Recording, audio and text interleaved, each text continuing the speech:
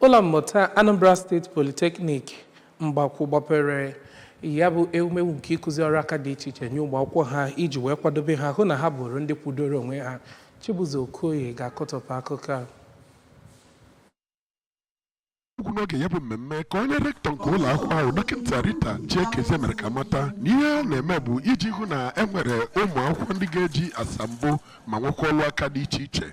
Onye kọmishọna na-ahụ maka ụmụnete eto na steeti a bụ Maazị Patrick Amba mere ka mata na ihe ụlọ akwụkwọ ahụ na-eme bụkwa nke gbadoro ọkpa ya na atụmatụ ọchịchị gọvanọ Chukwuma Soludo nke ofu onye inwe aka ọrụ abụọ, ebe onye ogbo ya nke agụmakwụkwọ bụ Oriakụ Ngozi Chukwumude onye ọ bụ Oriakụ Oyibalụ nọchiri anya ya gwara ụmụ akwụkwọ ahụ ka ha jiri ya bụ ihe nkụzi kpọrọ ihe. Onye zonal director National Board for Technical Education Injinia Ngozi Okolekwe mere ka mata na gọọmenti etiti amapụtago akatamkpa ego bụ ịgba iji na-akwado ịmụ ihe n'ebe o metụtara ụmụnete eto.